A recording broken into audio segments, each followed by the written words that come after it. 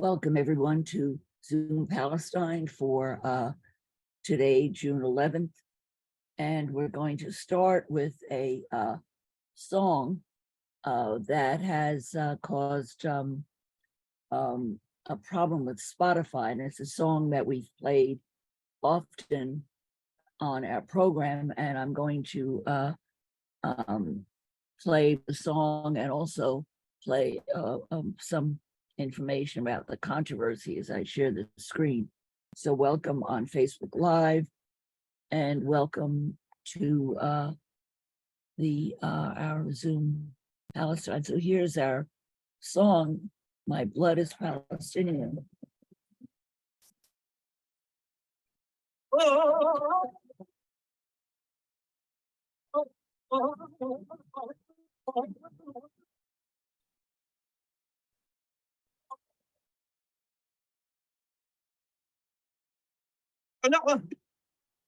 يناديني على أرض تلاقيني أنا نهلي بيها فلسطيني فلسطيني فلسطيني أنا دمي فلسطيني.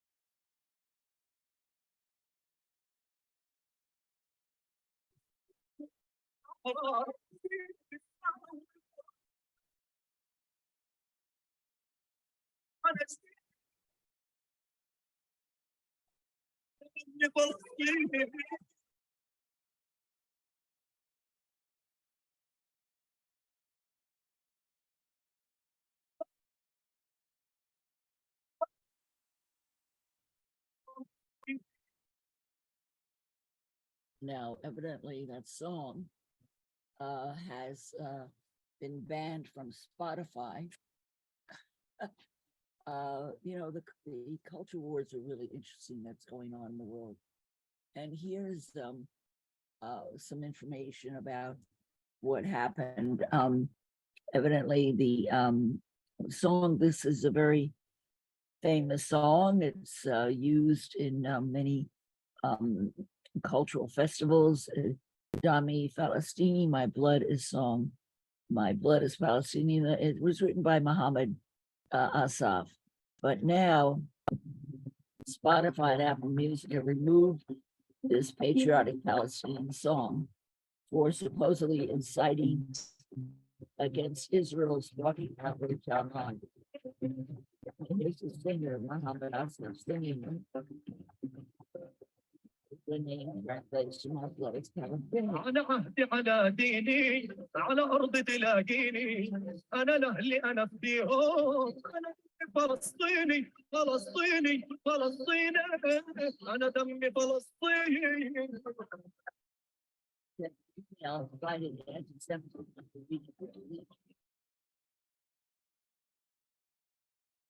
Shameless and spineless on Spotify removed Muhammad Asaf's death. Palestinian song that doesn't even mention Israel, it's about Palestinian identity and heritage. Asaf, who hails from Gaza, conveys to the world the song, the story of the Palestinian people suffering under military occupation.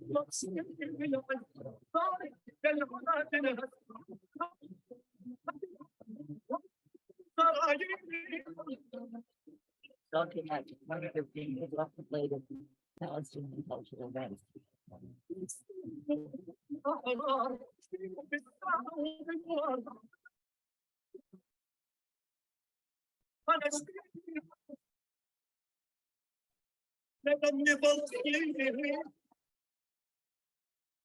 Playing it is removed from the shelter position by growers that are groups. The deep racism Palestinians are substitute as a simple expression of identity, being erased and negated to the futures like another different censorship, but it's very violent. Spotify has since then the removal was decided by the distributor. And that story came from Al Jazeera. So welcome, brothers and sisters who love Palestine and who want to do everything they can to help Palestine gain its freedom. And today we're going to be talking specifically about some issues that are very disturbing that have been described in our electronic intifada. So let's see today's news from the electronic intifada. But before we came on, I was trying to get a Haaretz article.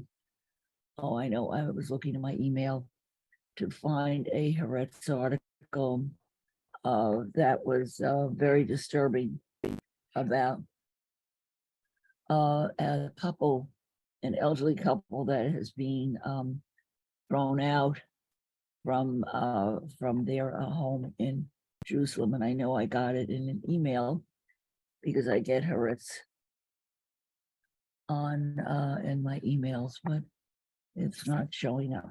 All right. Well, because this is the wrong let me switch. So there's several issues that we want to talk about today. And this is a new article, and I would like to read it to you because I think it's very, very important. Hopefully it will come up.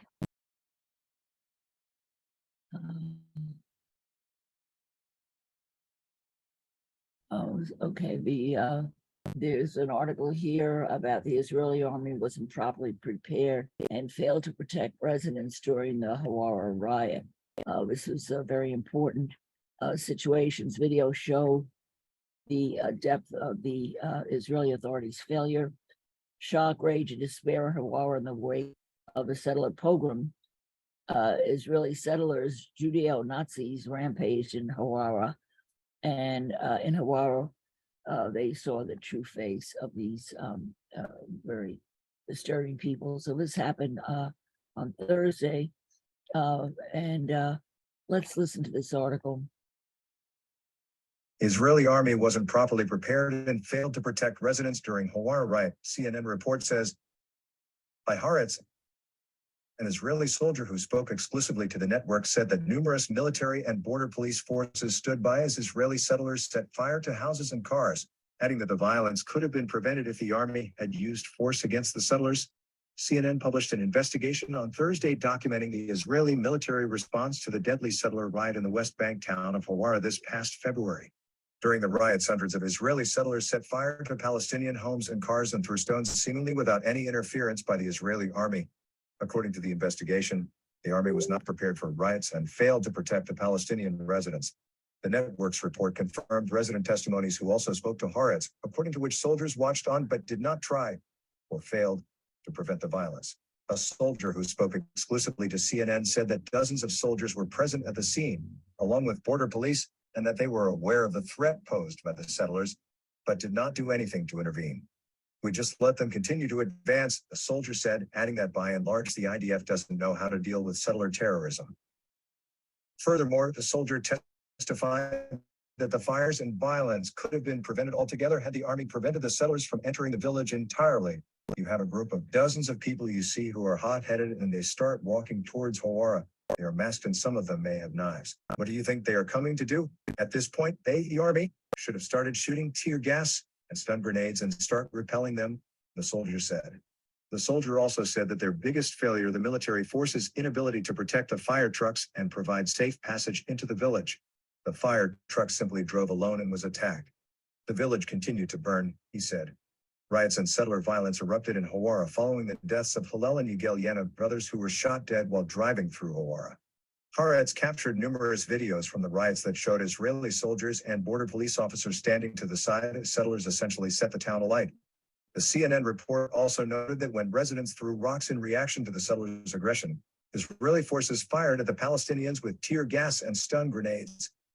In the aftermath of the riots, some 70 homes had been damaged or destroyed by fire, others looted or damaged in other ways, and 90 cars were torched. The rioters injured dozens of Palestinians with rocks and iron rods, and one man, 37-year-old Sami Aktash, was killed by gunshot wounds in the stomach. Okay, so that's our latest bit of Israeli terrorism. Now we're going to look at the Electronic Intifada's articles today and catch up on what's been happening the last few weeks, and then focus on our main discussion, which is about the hunger strike that's going to start tomorrow for the Palestinian administrative detainees. And we're going to talk about that whole phenomenon of administrative detainees and how unjust the whole situation is. They have another continuing their coverage of how labor's new bankrollers and Israeli lobbyists in South African apartheid profiteer. And we know that the Labour Party in the UK is definitely in the Israel's pocket. But we read last week about how U.S. faith groups pledged to take action against Israeli apartheid, and the Mossad groups. This seems to be the same article we read last week, and I know there was another one today. Let's see if I can get one for today. That was the one from last week. Sometimes my email. Here we go. Today's June 16th. This is from 9:03 a.m. Okay, here's for today. All right, this is the one I wanted. What's interesting is there an article about the Australian Greens, which is the Green Party in Australia, say that Israel perpetuates the crime of apartheid. And here's a picture of them with both the Palestinian flag and the Aboriginal flag. So that's pretty hopeful. Other articles is that the U.S. must sanction Israel unit responsible for the grandfather's death. If you don't remember that happened very recently. It was an 80-year-old. He was an American. Actually, he was a Palestinian American. Here's a picture of Omar Assad with his wife, and a human rights watchdog is calling on the U.S. State Department to sanction an Israeli military unit responsible for the 2022 death of a 78-year-old Palestinian American man. Democracy for the Arab World says that the U.S. government should immediately impose Leahy law sanctions on the Netzach Yehuda unit after the Israeli military closed its probe of 2 soldiers over Omar Assad's death without criminal charges. I don't know if you remember the story. They took this guy, they handcuffed him, they beat him up, tortured him, and put him in a room on a cement floor, led him there, and he had a heart attack and died.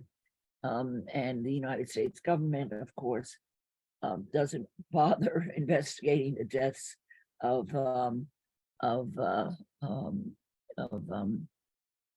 American Palestinians, and talk about Shireen is a good example. Another example of some horror is that Israel kills a teen with mental disability in a refugee camp raid.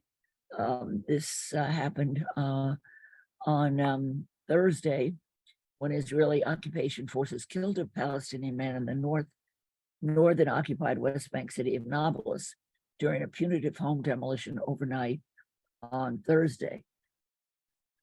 He was identified as Khalil Yahya Anis. Local media circulated his picture following his killing. Here he is. The Israeli authorities demolished the home of a man they accused of the fatal shooting in October of Ido Baruch, a soldier in the military and the IDF, which has been involved in serious crimes against Palestinians. Collective punishment of this type of war crime that Israel's perpetrates against the families of Palestinians accused of harming Israelis, but never against the families of Israelis who harm Palestinians. Israel's carried out at least 27 revenge demolitions. And here he was killed while he was hiding behind a wall and observing the area where the army was stationed about 200 meters away. He was shot with 3 live bullets, 1 in the abdomen and 2 in his thighs. Israeli forces also injured 7 other people, including 2 children. This is absolutely outrageous. The kid was doing nothing, hiding behind a wall, watching. It's enough to get you killed. Another article talks about how an official broke the rules by smearing Asa Winstanley, who is in the EU admits. Hi, Robert, welcome. Then the G48 withdrawal from Israeli apartheid is a victory for activism. Let's read a little positive news. The G4S, the private security firm Allied Universal, the owner of G4S, has decided to sell all its remaining business. In apartheid Israel, in 2016, the G4S already dropped its Israeli security business, which provided services to Israel's prison system, military checkpoints, and illegal settlements. So Allied Universal will now pull out of Israel's National Police Academy, where Israel's so-called finest learn to repress Palestinians. In a statement, the Palestinian BDS National Committee, BNC, claims the victory comes after a human rights campaign that caused G4S serious reputation damage and some lucrative investments and contracts. So you can make a difference. It's good to read about these articles because otherwise it just seems too depressing and that nothing can happen. So it's good to see that actually complaining and protesting and making a noise can make change. So we should never give up.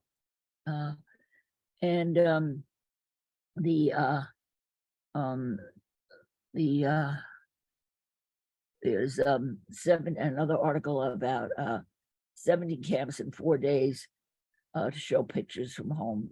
So here's pictures of refugee camps from there's an exhibit refugee camps and photography. So that's some news from our electronic intifada, great source of news. Now we're going to focus in on the main topic today, which is the hunger strike that's going to begin tomorrow and is being supported by the Adamir Prison Association. And we are going to talk about what they do and what their campaign is. They support prisoners. Let's read about us. They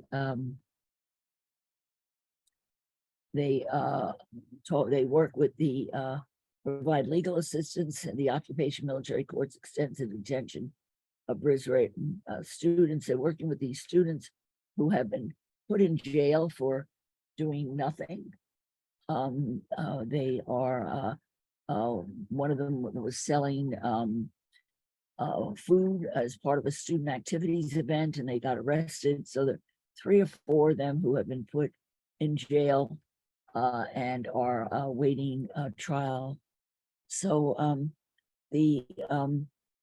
let's go to the main article that they have here, which is about the Palestinian Administrative Detention detainees in Israel prisons next week. There's a mass hunger strike by Palestinian administrative detainees in Israeli prisons next week. And the article starts out, a breaking point has been reached. Palestinian administrative detainees who have been held without charge or trial under the Israeli policy of administrative detention have decided to embark on a mass hunger strike, determined to challenge this oppressive system. Palestinians are committed to using their bodies as a means to demand justice. The hunger strike that is to begin on Sunday, June 18th, exemplifies their persistence to shed light on the due violations of their human rights under the occupation regime. The number of Palestinians subjected to administrative detention has witnessed a sharp and alarming increase, reaching levels unseen in the past 2 decades. Currently, there are 1,083 individuals languishing in Israeli prisons under this policy, denied the right to know the reason for the incarceration on the pretext of secret information, marking a disturbing trend of indiscriminate detention without due process.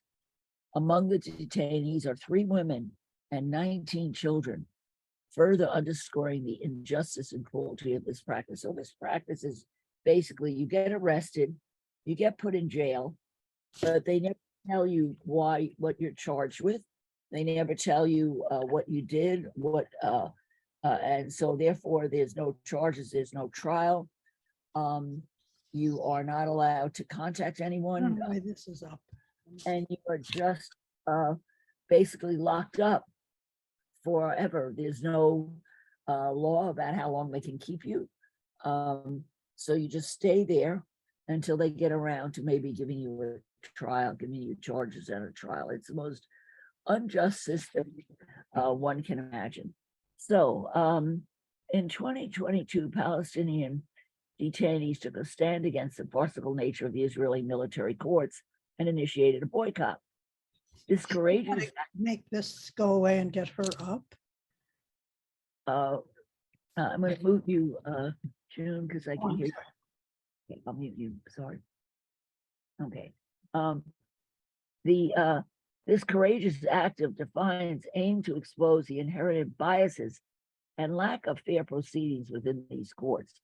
A military court of a civilian, a trial without defense, and a prison term without a charge. Despite facing great challenges, some detainees continue to reject the legitimacy of these military tribunals, refusing to participate in proceedings that perpetuate their unjust detention. However, the proceedings are held and a military judge confirms or revokes the political prisoner's detention order, regardless of whether they attend or not. So a military judge confirms the order, whether the prisoner is there or not. Undertaking a mass hunger strike comes with dire consequences, including severe medical conditions that endanger the lives of the detainees. Tragically, history has shown the devastating toll such strikes take.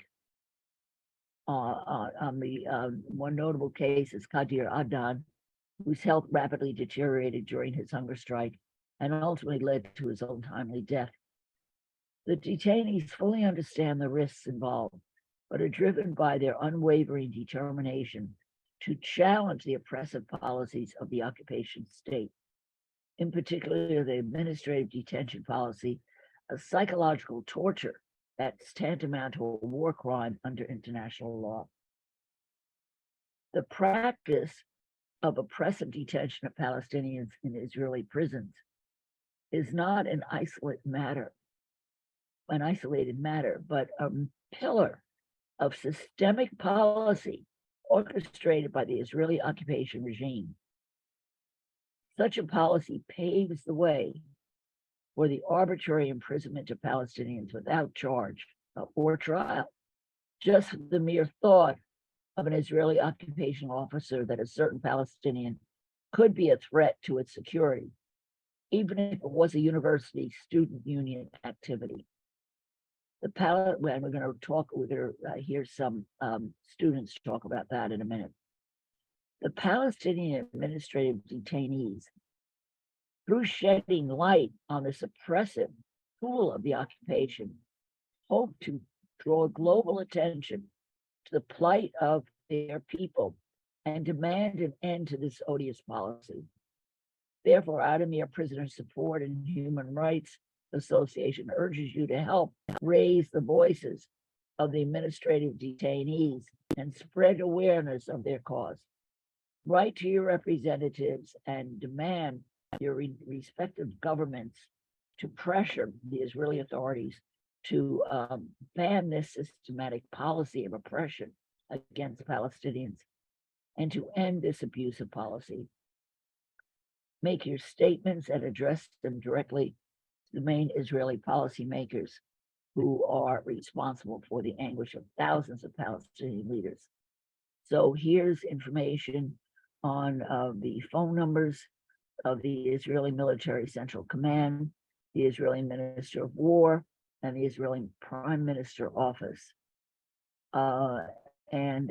These numbers are on the Adamir site. I'm going to read them quickly if you have a pencil and paper to write them down. It's just a phone call, and it's to save lives. So the Israeli Military Central Command is Yehuda Fuchs, Fuchs, and his phone is a plus, of course, overseas, 972-530-5724. That's plus 972-530-5724.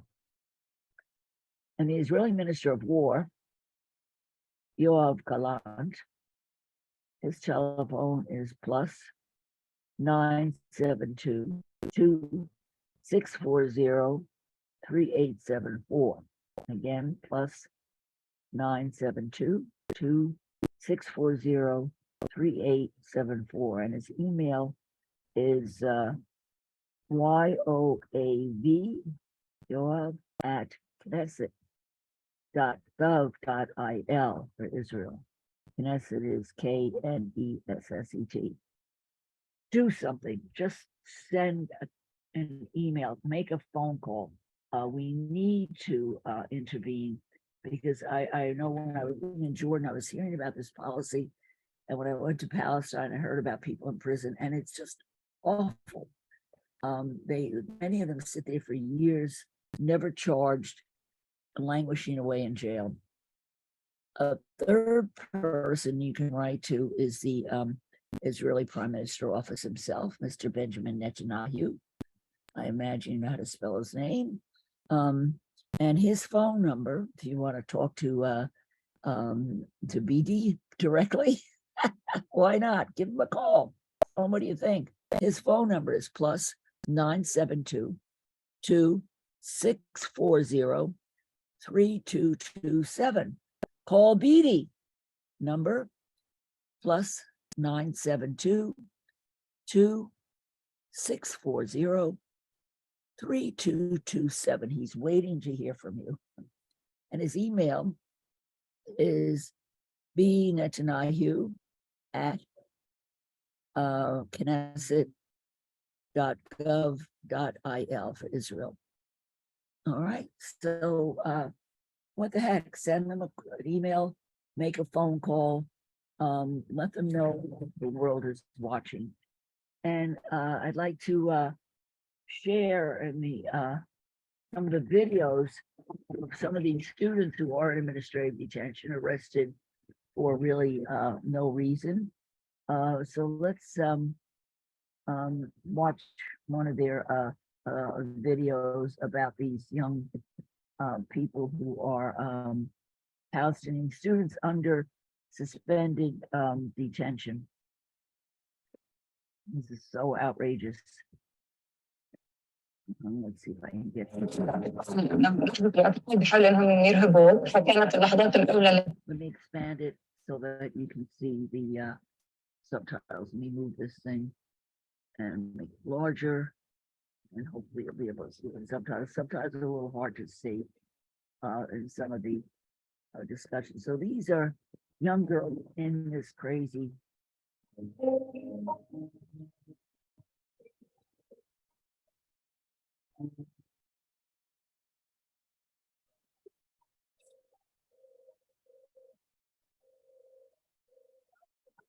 في خلال السنة الماضية تاريخ 7/7/2021. بعدها أمضيت شهرين في الاعتقال وتم الإفراج عني بكفالة، ولحد هلا أنا بستكمل محاكمتي من خارج المعتقل.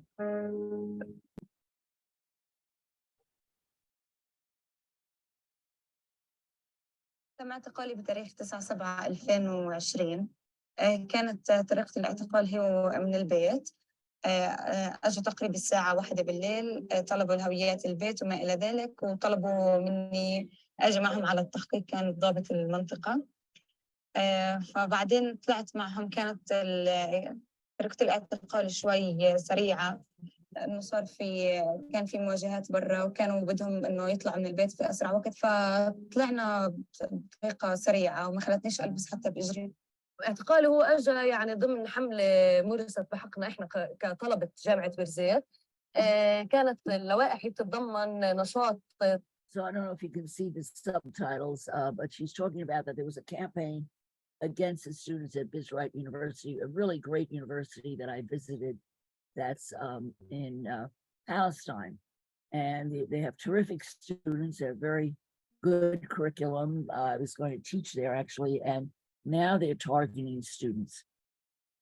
طبيعي بيكون في اي طلاب في اي جامعه في انحاء العالم، الا انه هي تعتبر تهمه عندنا في جامعه بيرزيت. احد البنود اللي كانت موجوده عندي في لائحه الاتهام هي. So she got arrested for preparing a hike in nature.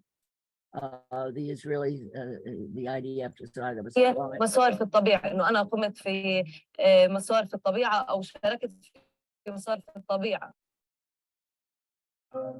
لائحة الاتهام هي كانت عبارة عن إنه أنا بساعد في إطار طلابي في جامعة بيرزيت.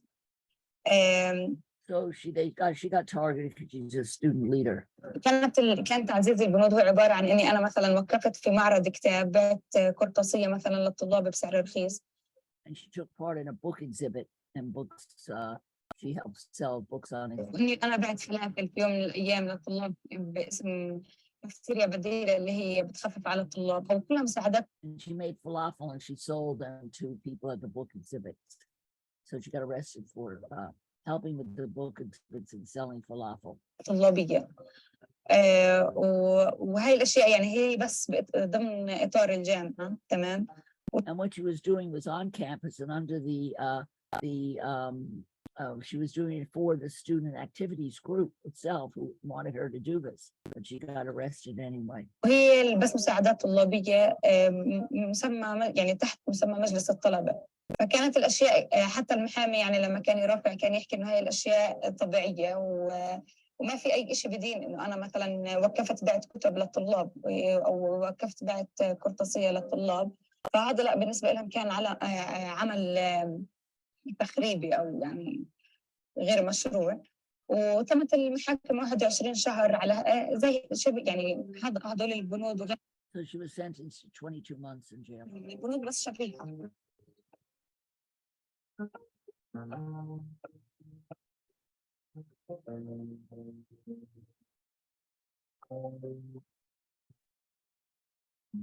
بداية الاعتقال لحظة الاعتقال بيحاولوا إنهم يرهبوك. فكانت اللحظات الأولى اللي أنا بشوف فيها الكابتن عرفني عن حاله وحكى لي إنه أنا حزنان عليكي وهي الأشياء اللي حاول إنه يعني حسسني إني أنا رايحة على محل ومش راجعة وإنه حياتي الدراسية من هاي اللحظة خلاص انتهت وإنه أنا يعني صغيرة على الكلبشات وصار يتخوتوا هاي الأشياء. فبعدين عملوا الأشياء الروتينية ونقلوني على المحل لازم أعمل فيه الفحوصات الطبية وأوقع على السرية الطبية وهي الأشياء. بعدين نقلوني من المحل اللي لازم أنقل فيه من للبوسطة يعني. So she's talking about when she first got arrested, they try to terrify you and then they make fun of you. Then she said, they said she had to go for a medical checkup and they transfer to a bus for صرت تحت إدارة مصلحة السجون. فإجت البوسطة وأخذتني ضلينا رحنا على مركز عوفر على توقيف يعني بس ما تم التحقيق معي ولا الاستجواب ولا أي شيء أول يوم. حطوني بس بزنزانة بدون ما حدا يحكي معي. ضليت يوم كامل. بعدين نقلوني على معبر الشارون بدون ما حدا يحكي معي. كان يوم خميس نقلوني على معبر الشارون. So she was isolated in the cell and she couldn't contact anybody. And then she was transferred. معبر اللي هو باخذوا الأسيرات عليه لتنزل لائحة الاتهام ويبين إنه إيش بده يصير معكم من هاي الأشياء. فرحت على المعبر يوم الخميس ضليت ليوم الأحد. يوم الأحد نزلت محكمة وشفت المحامي وحكى لي إنه يعني بكرة رح يصير في معي الاستجواب. نزلوني تاني يوم على الاستجواب. كان هو استجواب يعني مش تحقيق بس استجواب. So they gave her a lawyer. The next day she was interrogated. في مركز عوفر. بس شافني كابتن بيرزات صار يحكي لي إنه حياتك الدراسية من هلا أنا اللي بتحكم فيها مش أنتي. وإنه أنا جايبك اليوم. كان هو تاريخ تسجيل الصيفي للطلاب الصيفي. فبحكي لي إنه اليوم تاريخ التسجيل فراح عليكي وأنا جايبك اليوم مخصوص. الوقت اللي اعتقلت فيه كنت منزلة فصل صيف يعني كان ضايل لي 19 ساعة لأكمل متطلبات التخريج. فأنا كنت ماخذة 6 ساعات على فصل الصيف. فأنا لما تم اعتقالي اضطريت أسحب الفصل يعني وبالتالي إنه اضطريت أنزل ساعات أكثر على الفصل الأخير لحين تخريجي. وبرضه يعني أنا عشان برضه ما خلصت محاكمي فأما محل معين صار هذا يأثر نوعا ما على دراسة لأنه صار يعني وجود المحاكم المتكررة بوقت متزامن مع الفصل. فمرات مثلا إذا عندي امتحان أو إذا عندي محاضرات أو تدريب عملي حتى كنت أضطر مثلا مرات أغيب أو أطلب عذر لأني أحضر المحل. هلا الاعتقال بيأثر مش ما بيأثر. أكيد أنا يعني أنا اعتقلت في 2020 طلعت في 2022 بدايتها. المفروض أكون أنا متخرجة. هلا أنا رجعت على الجامعة تقريبا كل دفعتي والأكبر مني بشوي متخرجين لأنه تقريبا غيب السنتين زي 4 فصول صيفيين. هو الاعتقال بيأثر مش ما بيأثر خصوصا إني أنا هلا المفروض أكون متخرجة. وغير هيك كل خطط حياتك أنت بتتغير. أنا كان المفروض أتخرج بال2021 بعدين ممكن أكون هلا أكون في الماستر أو حتى إني أسافر برا أدرس ماستر.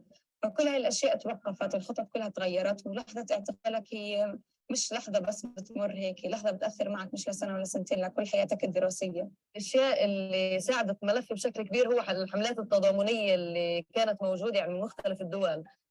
So this is important to receive. I don't know if you could see the caption, but she said what helped her case was the international support. هذا الشيء برضه ساعد يعني احنا دائما بنطالب وكنا نقوم في حملات اللي هي تعريفيه بطلاب جامعه برزية الاسر والاسيرات لانه برضه نوصل رسالتهم ونوصل برضه انه هم كطلاب عندهم مسيره تعليميه الاحتلال بعيقها. ففي كثير من المرات يعني احنا بنحاول نوصل هاي الرساله. وانا في حالتي يعني كان في تضامن واسع كان حتى وجود للقناصل في هاي المحاكم. فأنا بدعوهم دائما لأنه يكونوا متواجدين ومساندين لهدول الطلاب، لأنه يعني في محل معين هذا الإشي بأثر على الحكم، وإحنا لاحظنا الفرق بين الأحكام الموجودة ومقارنة بالحالة اللي صارت معي. فإحنا دائما ندعوهم لالتفافهم وتواجدهم وبرضه دعمهم لقضيتنا، قضية طلابنا اللي بكل فرصة الاحتلال عم بحاول يعيق مسيرتهم التعليمية وحياتهم الشخصية.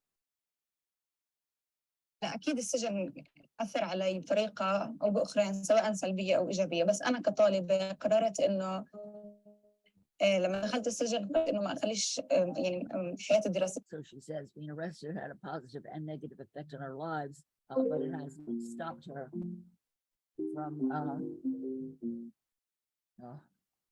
it hasn't stopped her from doing her work. انتي هون فقرر كان في تعليم جامعي للصبايا داخل السجن، فقررنا احنا صبايا بيرزات نساعد فيه كمان.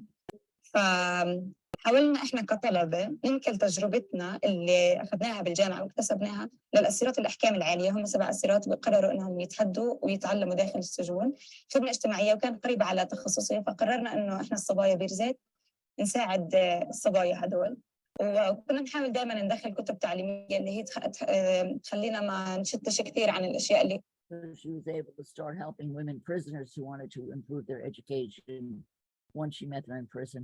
كنا بنمر فيها.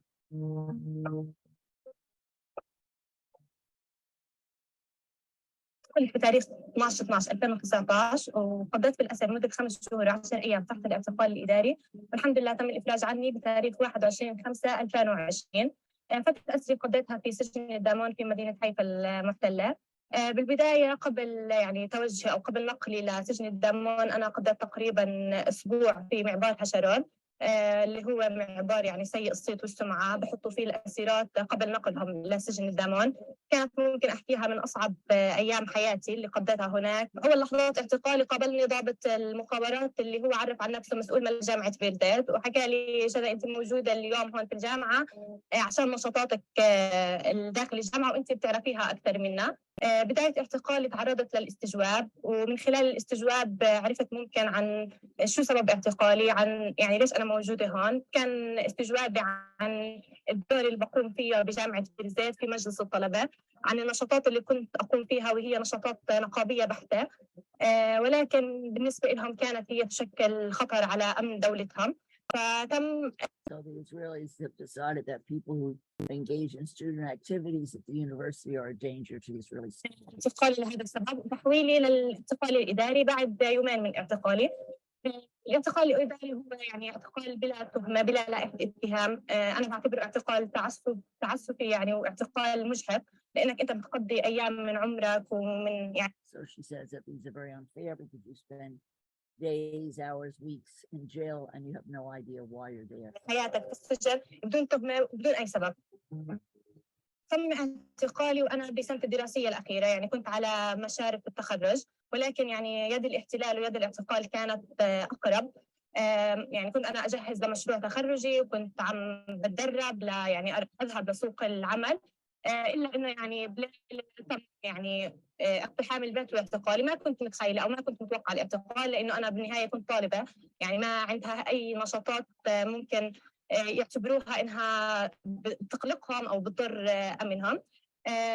كان الموضوع مش سهل، أحكي لك إنه سهل، ما كان الموضوع سهل، لأنه أي طالب بيكون يستنى بلحظة التخرج وبيكون يحلم في اليوم اللي يعني يخلص فيه سنين دراسته وحياته لا يتخرج. إنه مش مستعدة حاليا إنه أكمل دراستي بهذا الشكل، كنت أحاول يعني أأجل، إلا إنه بعدين بعد يعني نصح وإرشادات من دكاترتي وصديقاتي إنه لا كملت يعني فصلي، الفصل كان ضايل علي وتخرجت. وانا ما بعرف كم رح تقعدي في السجن، ممكن 2 ممكن 3 سنين، وبسبب هاي النشاطات او بسبب اعمالك انت خربتي على حالك، وكان بامكانك تتخرجي من طب مش من تخصصك لو انك انه ضليتي ماشي في الطريق اللي بيمشوا كل الطلاب او بدراستك فقط. فانا ضليت يعني افكر انه ممكن تكون هاي جملة صح، انا رح يعني اقضي في الاسر 2 أو 3 سنين، ايش رح يصير في دراستي؟ رح يعني اخرج من الاسر رح يكونوا يعني كل يعني زملائي اللي بعرفهم متخرجين، هل رح يعني اتقبل فكره انه بعد 3 سنين ارجع لاكمل دراستي؟ بس الحمد لله انه ما قضيت لا سنتين ولا 3 سنين، أنا قضيت يعني الحمد لله 5 شهور وطلعت وكملت دراستي وتخرجت. وهذا الإشي اللي هددنا فيه إنه أنتم مش رح تتخرجوا ومش رح تكملوا دراستكم، إحنا الحمد لله اليوم يعني تخرجنا وحققنا الإشي اللي بدنا إياه رغم الاعتقال.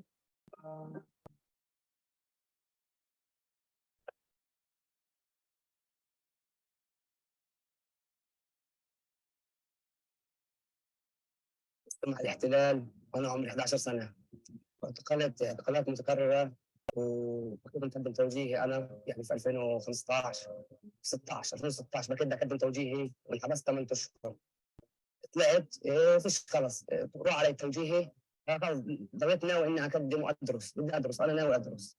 ب 2021 قدمت توجيهي والحمد لله نجحت، هم معجبين علي في هذا الشيء، وكانت يعني يجي فترة امتحان أعتقل، فترة امتحان أعتقل يعني هم عاجبين علي بهي الناحيه، بدهمش يعني انجح، بدهمش يعني اسوي. فانا دخلت الجامعه الحمد لله رب العالمين، دخلت كل شيء تمام، بس الاعتقالات لسه متكرره. اعتقلت 7 8 مرات في الجامعه خاص نص، وانا سنه اولى داخل على سنه ثانيه اعتقلت 7 مرات. He was arrested 7 or 8 times. انا بعتقل 7 مرات لسه في اول سنه من الجامعه، يعني لسه سنه رابعه سنه خامسه بصير عندي دورتين اعتقال اربعين. By the time he graduated, he'd be arrested like 30 times. انا يعني شوي معاني معهم، يعني كثير شوي معاني معهم. And the ongoing harassment really affects his life. كل ما اعتقل بيعذبوا علي، يعني بروح علي مواد، بسحب المواد هذول بروح يعني بخربني عندي على الجامعه، يعني الجامعه يا تحملني اياها يا بتخليني اسحبها. انا دخلت مع مواليد 2003، يعني ليش حدا جيلي، يعني كل اللي بجيلي تخرجوا، يعني مواليد 99 اليوم 2003 بيني وبينهم 4 سنين، يعني كل جيلي تخرج وانا لسه يعني بتخرج اخرى 4 سنين، يعني يبقى عمري 28 سنه او 27 سنه. يعني مطول شوي بالجامعه، ومع الاعتقالات الشيء بيزيد، يعني جزء تخرج اخرى على 30 مع الاعتقالات.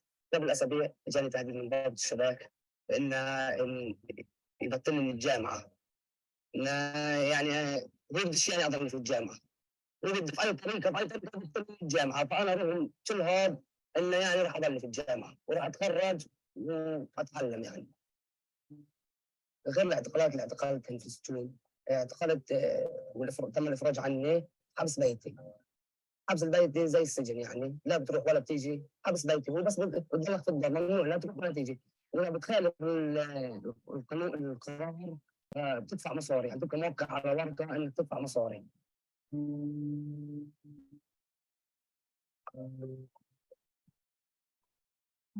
اعتقلت فجر 19 من نيسان عام 2016. في ذلك الحين كنت طالبة في السنة الرابعة في كلية الصيدلة بجامعة القدس، والاعتقال أدى لانقطاع عن الدراسة لمدة 10 أشهر كاملة. فجرا صحيت على قوة الاحتلال مقتحمة غرفتي في السكن الجامعي في بلدة أبو ديس شرق مدينة القدس. عشرات الجنود كانوا موجودين داخل الشقة، أحدهم كان مصوب سلاحه لراسي وأنا نايمة وبصرخ بصوت عالي ويسألني عن اسمي. بعدها الضابط صادر لابتوبي وتليفوني، ويعني صارت الغرفة زي كأنه فيها عاصفة، انتعف كل شيء، وأبلغني الضابط بأنه أنا رهن للاعتقال. طبعا كان الموضوع بالنسبة لي مفاجئ جدا لأنه أبدا غير متوقع. يعني كان المحقق دائما عنده جمل توحي بأنه المستقبل اللي أنا كنت بحاول أبنيه من خلال دراستي تحطم، وأنه أنا اللي حطمت هذا المستقبل مش هم باعتقالي حطموه. ويعني احد جمله اللي مش ممكن انساها انه كان دائما يحكي لي انت رح تضلي 10 سنين في السجن وما رح تقدري تكملي دراسه. احيانا كان يوهمني انه انا رح اضل في اعتقالات اداريه متواليه. احيانا كان يسال اسئله مستفزه بخصوص معرفتي الاكاديميه. بعد الاعتقال والرجوع للجامعه كان تحدي. جزء من هذا التحدي كان انه الانفصال الطويل عن المعرفه الاكاديميه خلاني انسى شغلات بديهيه جدا. يعني مثلا الاشياء البديهيه جدا في الصيدله اللي حب الفواره انا نسيت معناها بالانجليزي في احد الامتحانات، وكان اول امتحان قدمته بعد الخروج من السجن باسبوعين او 10 ايام، وجبت فيه 4 من 30. نهايه المشوار كانت مشروع التخرج اللي كان مرتبط بالبحث طبيا ونفسيا في موضوع تجربه العزل الانفرادي اللي تعرض لها الاسرى الفلسطينيين ومدى تأثيرها على حياتهم بعد انتهائها. فنقطة قوة الإنسان الفلسطيني إنه رغم كل الألم اللي بيكون عايشه بيستطيع إنه يخلق بديل يتماسك من خلاله، يقدم نموذج إنسان مصر على الحياة. لا يعني هذه المسألة لها تأثير، تختلف ربما من شخص لآخر، تختلف حسب فترة الأسر. هناك إذا مثلا طالت فترة الأسر يخرج الطالب ولا يجد الطلاب الذين يعرفهم، يجد ربما فوجا آخر أو ثاني أو ثالث بعد تخرجه، وبالتالي يعني هم لا يعرفونه وهو لا يعرفهم. نفسيا يعني إلى حد ما مزعجة للأسير. أولا إحساسه أنه جيله تخرج وربما أصبحوا موظفين أو طلاب ماجستير أو دكتوراه أو إلى آخره، وهو ما زال في مكانه.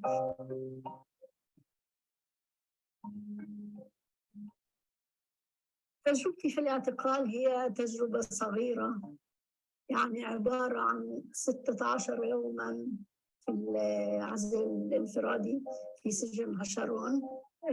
عندما أفرج عني في المحكمة تم الإفراج مشروطا بالإقامة في منطقة سي.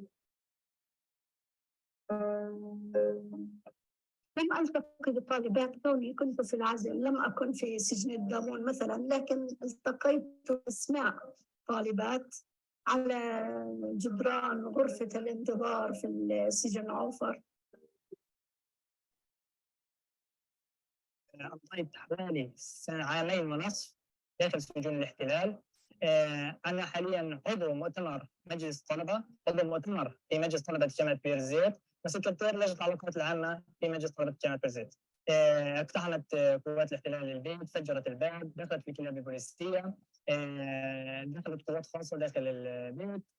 طبعا تم اعتقالي، وانا طبعا اكيد يعني مش متوقع الاعتقال. في خلال التحقيق معي استغربت ان يحققوا معي عن موضوع توزيع الكتب، وكيف طالب انتقل من هذا الجو الفسيح، من هذا الجو بين كليات، بيمشي في الشارع، بدرس مع زملائه، بقدم امتحاناته، بحل واجباته، فجأة مرة واحدة بلاقي حالة في زنزانة مترين بمترين، زنزانة يعني زي ما بيقولوها قبر حقيقي للإنسان، قبر جواه إنسان حي.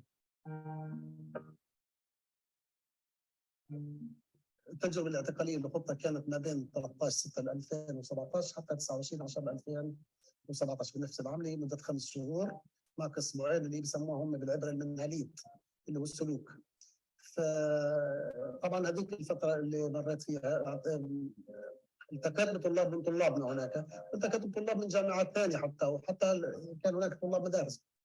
الآن بالنسبة للوضع المعيشي داخل القسم انتم لحالكم بدكم تدبروا حالكم، هذه اللغه تاعتهم، يعني بدكم تطبخوا تعملوا وتكونوا تحطوا وتطعموا حالكم لحالكم، غير هيك مع الناس.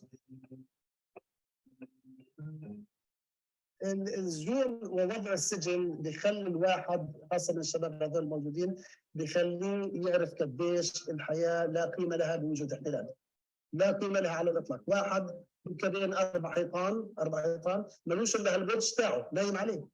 الاحتلال ليس بحاجه لذريعه لاعتقال اي طالب، الاحتلال وجود الاحتلال نفسه هو اكبر مصيبه. الان طلابنا مثلا هون عندنا الموجودين كانوا في فتره معينه، خلينا ناخذ نماذج على ارض الواقع، كانوا مدربين طبعا لهم مطالب نقابيه من الاداره، بتفاجئ انه الجيش الاسرائيلي بيجي في سياره فان مسكره على ذات القوات خاصه، وبيعتقلوا الشاب اسماعيل بروك بعد ما يصيبوا، بكى في شاب هو مسؤول قتل الاسابيع، بيطلق عليه رصاص بيصيبوه بعدين في قدمه وبيعتقلوا كمان شباب ثانيين معاه وبيضلهم رايحين. السبب ما فيش سبب، ما في سبب فقط لا غير. هم بالنسبه لهم فقط انك انت تكون فلسطيني منتمي، كل هذا سبب في الاعتقالات. يعني عمليا هم فقط استهداف وتخريب لحياه الطالب فقط لا غير.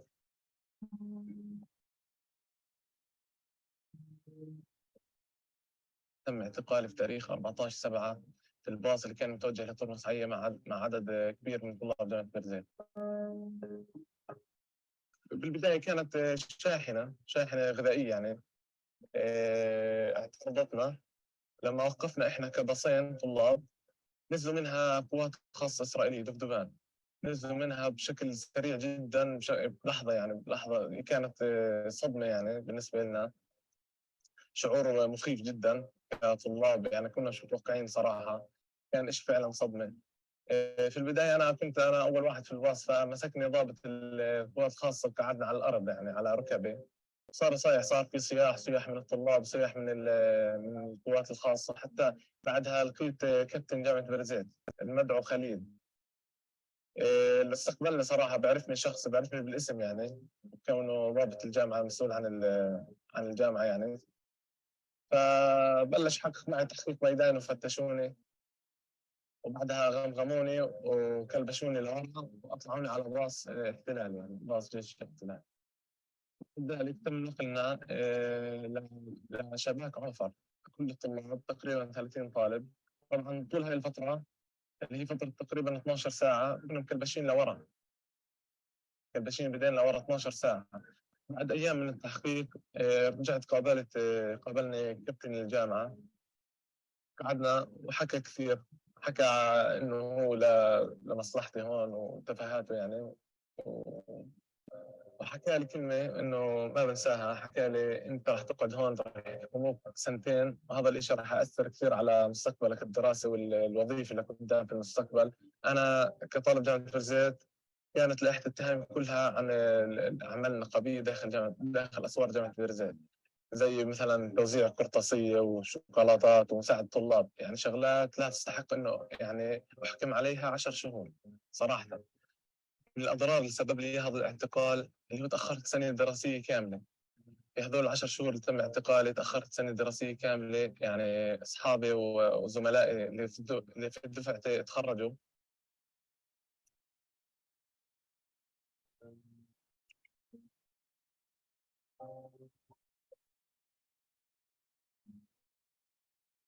Currently, there's 70 Palestinian students in Israeli prisons.